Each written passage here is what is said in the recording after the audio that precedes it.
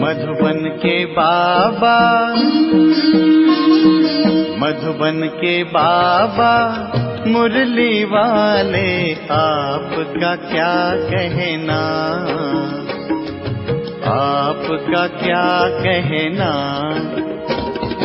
मधुबन के बाबा मुरली वाले, आपका क्या कहना,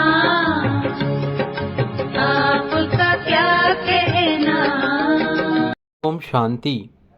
7/3/2024 प्रातः मुरली। ओम शांति। बाप दादा मधुबन। मीठे बच्चे, बाप का कर्तव्य है कांटों के जंगल को खलास कर फूलों का बगीचा बनाना। इससे ही नंबर 1 फैमिली प्लानिंग हो जाती है। प्रश्न, फैमिली प्लानिंग का फर्स्ट क्लास शास्त्र कौन सा है और कैसे?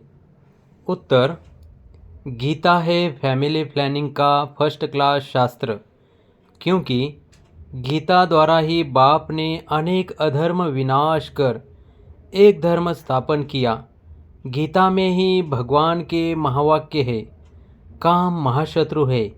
जब काम शत्रु पर जीत पा लेते हो तो फैमिली प्लानिंग स्वतः हो जाती है। ये एक बाप का ही काम है, किसी मनुष्य का नहीं।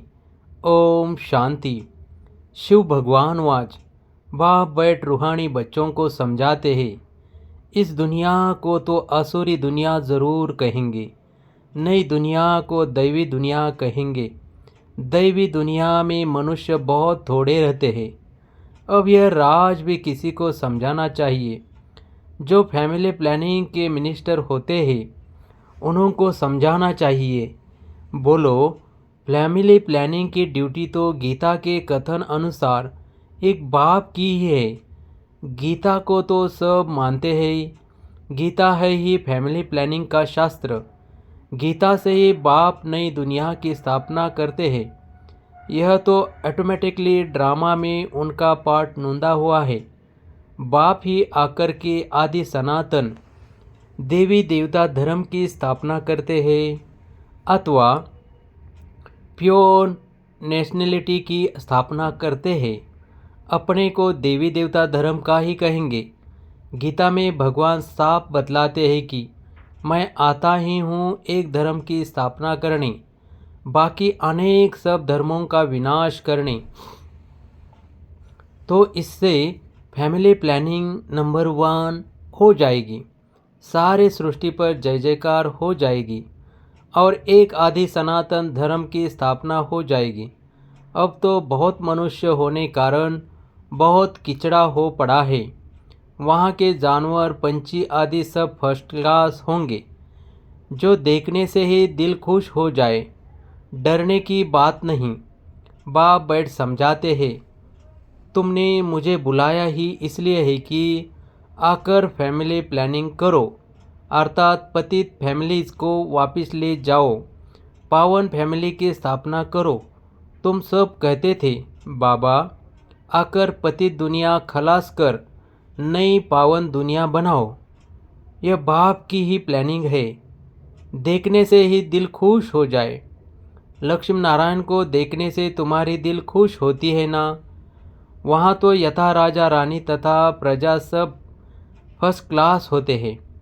तो यह फैमिली प्लानिंग की युक्ति ड्रामा में नोंदी हुई है। तुम बच्चों को समझाना है। पारलौकिक बाप तो सतयुगी प्लानिंग फर्स्ट क्लास करते हैं। कांटों के जंगल को ही खलास कर देते हैं। इस सारे बंबर को आग लग जाती है। यह धंधा तो बाप का ही है। तुम कुछ भी नहीं कर सकते हो, कितनी भी मेहनत करो, सक्सेसफुल कोई हो न सकी। बाप कहते हैं, जिस काम विकार को तुम अपना मित्र समझते हो वो बड़ा भारी दुश्मन है। बहुत है जो अनेक मित्र बन जाते हैं। बाप ऑर्डिनेंस निकालते हैं, तुम इस पर विजय पहनो, तुम समझाओ। बाप कहते हैं काम महाशत्रु है। विचारों को पता ही नहीं कि फैमिली प्लानिंग कैसे हो रहा है। यह तो कल्प कल्प बाप करते हैं ड्रामा अनुसार, फिर ये होना ही है। सतयुग में बहुत थोड़े मनुष्य होते हैं। इसमें फिक्र की कोई बात नहीं। बाप प्रैक्टिकल में ये काम कर रहे हैं। वो लोग कितना माता मारते हैं। एजुकेशन मिनिस्टर को भी समझाओ, अभी के कैरेक्टर कितने खराब है। देवताओं के कैरेक्टर कितने अच्छे थे। तुम बेपरवाह होकर वाणी चलाओ। बोलो, यह कोई तुम मिनिस्टर का काम नहीं है, यह तो ऊंच से ऊंच बाप का काम है। इन देवताओं के राज्य में एक धर्म, एक राज्य, एक भाषा थी। कितने थोड़े मनुष्य थे, परंतु ऐसी युक्ति से बोलना बहुत थोड़ों को आता है और रुभाव नहीं रहता है। उनको ये लक्ष्मी नारायण का चित्र दिखाना चाहिए। ये फैमिली प्लानिंग बाप ने ही की थी, अब फिर कर रहे हैं। इनके राज्य की स्थापना हो रही है। बाबा ने कहा है, यह लक्ष्मी नारायण का चित्र हमेशा फ्रंट में रखो और बत्तियाँ आदि खूब लगाओ। प्रभात फेरी में यह ट्रांसलाइट का चित्र हो जो एकदम क्लियर कोई भी देख सके। बोलो, हम यह फैमिली प्लानिंग कर रहे हैं। यथा राजा रानी तथा प्रजा, डीटी डिनाइस्टी की स्थापना हो रही है। बाकी सब विनाश हो जाएंगे। तुम कहते भी हो कि हे पतित पावन आओ, हमको पावन बनाओ, सो तो बाप ही बना सकते हैं। एक देवी देवता धर्म ही पावन होता है, बाकी सब खत्म हो जाते हैं। बोलो, शिव बाबा के हाथ में ही यह प्लानिंग है। सतयुग में यह प्लानिंग हो जाती है। वहाँ है ही देवता, वंश शूद्र होते नहीं। यह तो बड़ी फर्स्ट क्लास प्लानिंग है। बाकी सब धर्म खलास हो जाएंगे। इस बाप की प्लानिंग को आकर समझो। तुम्हारी यह बात सुनकर तुम पर बहुत कुर्बान जाएंगे। ये मिनिस्टर आदि निर्विकारी प्लानिंग बना कैसे सकेंगे। बाप जो ऊंच ते ऊंच भगवान है, वह आते ही है ये प्लानिंग करने। बाकी सब अनेक धर्मों को खलास कर देते हैं। यह बात है ही भेद के बाप के हाथ में। पुरानी चीज़ को नया बना देते हैं। बाप नई दुनिया की स्थापना कर पुरानी का विनाश कर देते हैं। यह ड्रामा में नूंद है। समझाना चाहिए बहनों और भाइयों, इस सृष्टि चक्र के आदि मध्य अंत को तुम नहीं जानते हो।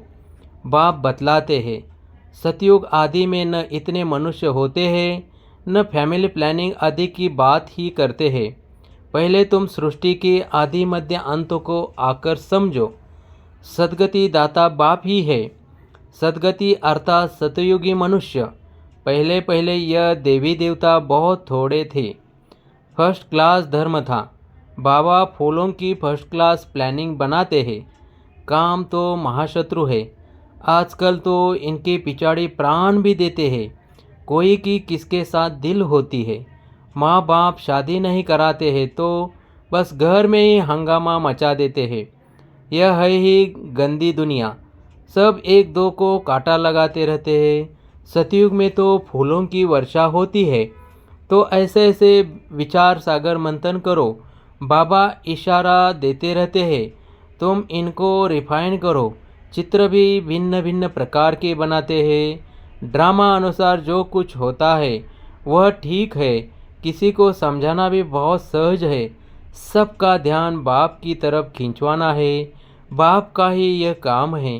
अब बाप ऊपर में बैठा हुआ है, यह काम करेगा नहीं। कहते भी है, जब जब धर्म की ग्लानि होती है, असुरी राज्य होता है, तब तब आकर इन सबको खलास कर दैवी राज्य की स्थापना कराता हूँ। मनुष्य तो अज्ञान की नींद में सोए पड़े हैं। यह सब विनाश हो जाएगा। जो निर्विकारी बनते हैं उनकी ही फैमिली आकर राज्य करती है। गायन भी है ब्रह्मा द्वारा स्थापना किसी की, इस फैमिली की। यह प्लानिंग हो रही है। ब्रह्मा कुमार कुमारियाँ पवित्र बनते हैं तो उनके लिए ज़रूर पवित्र नई दुनिया चाहिए। यह पुरुषोत्तम संगम युग बहुत छोटा है। इतने थोड़े समय में कितनी अच्छी प्लानिंग कर देते हैं। बाप सबका हिसाब किताब चुक्त कराए अपने घर ले जाते हैं। इतना सारा किचड़ा वहाँ नहीं ले जाएंगे। छी आत्माएं जा न सके, इसलिए बाप आकर गुलगुल बना कर ले जाते हैं। ऐसी ऐसी बातों पर विचार सागर मंथन करो तुम रियलाइज करते रहते हो। बाप कहते हैं मैं एक धर्म की स्थापना कराने तुमको रिहर्सल करा रहा हूँ। यह फैमिली प्लानिंग किसने की? बाप कहते हैं मैं कल्प पहले मिसल अपना कार्य कर रहा हूँ। पुकारते ही है पतित फैमिली से बदलकर पावन फैमिली स्थापन करो। इस समय सब है पतित, शादियों पर लाखों खर्चा करते हैं, कितना साधमाना करते हैं और ही पावन से बदल पतित बन जाते हैं। तुम बच्चों को अब यही ईश्वरीय धंधा करना चाहिए, सबको समझाना चाहिए। सब असुरी नींद में सोए पड़े हैं, उनको जगाना चाहिए। गोरा बनकर औरों को भी बनाए तो बाप का प्यार भी जाए। सर्विस ही नहीं करेंगे तो मिलेगा क्या? कोई बादशाह बनते हैं तो ज़रूर कोई अच्छे कर्म किए हैं, यह तो कोई भी समझ सकते हैं। यह राजा रानी है, हम दास दासियाँ हैं तो ज़रूर आगे जन्म में कर्म ऐसे किए हैं। बुरे कर्म करने से बुरा जन्म मिलता है, कर्मों की गति तो चलती रहती है। अब बाप तुमको अच्छे कर्म कराना सिखलाते हैं, वहाँ भी ऐसे ज़रूर समझेंगे कि अगले जन्म के कर्मों के अनुसार ऐसे बने हैं, बाकी क्या कर्म किए हैं वह नहीं जानेंगे। कर्म गाए जाते हैं, जितना जो अच्छा कर्म करते हैं वह ऊंच पद पाते हैं। ऊंच कर्मों से ही ऊंच बनते हैं। अच्छे कर्म नहीं करते हैं तो झाड़ू लगाते हैं, बरीड होते हैं। कर्मों का फल तो कहेंगे ना, कर्मों की थ्योरी चलती है। श्रीमत से अच्छे कर्म होते हैं, कहाँ बादशाह कहाँ दास दासियाँ। बाप कहते हैं अब फॉलो फादर, मेरी श्रीमत पर चलेंगे तो ऊंच पद पाएंगे। बाप साक्षात्कार भी कराते हैं। यह मम्मा बाबा बच्चे इतने ऊंच बनते हैं, यह भी कर्म है ना। बहुत बच्चियां कर्मों को समझती नहीं हैं। पिछाड़ी में साक्षात्कार सबको होगा। अच्छी तरह पढ़ेंगे लिखेंगे तो नवाब बनेंगे, रुलेंगे पिलेंगे तो होंगे खराब। यह तो उस पढ़ाई में भी होता है। भगवान वाच, इस समय सारी दुनिया कामचिता पर जल मरी है। कहते हैं स्त्री को देखने से अवस्था बिगड़ती है, वहाँ तो ऐसे अवस्था नहीं बिगड़ेगी। बाप कहते हैं नाम रूप देखो ही नहीं, तुम भाई भाई को देखो, बड़ी मंजिल है। विश्व का मालिक बनना है, कभी किसी की बुद्धि में नहीं होगा। यह लक्ष्मी नारायण विश्व के मालिक कैसे बने? बाप कहते हैं मैं तुमको स्वर्ग का मालिक बनाता हूँ। यह लक्ष्मी नारायण सर्वगुण संपन्न थे। आजकल जिनका तुम नया ब्लड समझते हो वह क्या करते रहते हैं? क्या गांधी जी यह सिखा कर गए? राम राज्य बनाने की भी युक्ति चाहिए। यह तो बाप का ही काम है। बाप तो येवर पावन है। तुम फिर 21 जन्म पावन रह फिर 63 जन्म पतित बन जाते हो। समझाने में इतना मस्त बनना चाहिए। बाप बच्चों को समझाते रहते हैं, बच्चे पावन बनो। अच्छा, मीठे मीठे सिखल दे बच्चों प्रति माता पिता बाप दादा का याद प्यार और गुड मॉर्निंग। रूहानी बाप की रूहानी बच्चों को नमस्ते। धारणा के लिए मुख्य सार, अपनी अवस्था सदा एक रस अडोल बनाने के लिए किसी के भी नाम रूप को नहीं देखना है।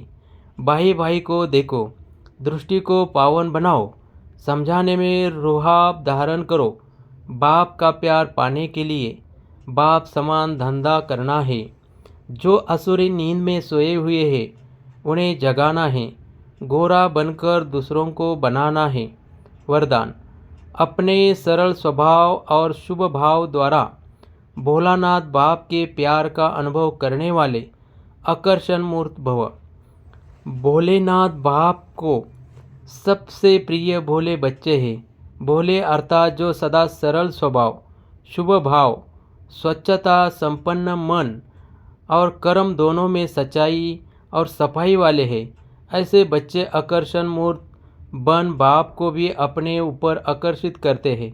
भोलानाथ बाप ऐसे सरल स्वभाव भोले बच्चों के गुणों की माला सिमरन करते हैं। भगवान को भोलापन प्यारा है। आप बच्चों ने अपने भोलेपन से ही भगवान को मोह लिया, उन्हें अपना बना लिया। स्लोगन: अपने चेहरे और चलन से गुण व शक्तियों की गिफ्ट बांटना ही शुभ भावना शुभ कामना है। ओम शांति। ओम शांति।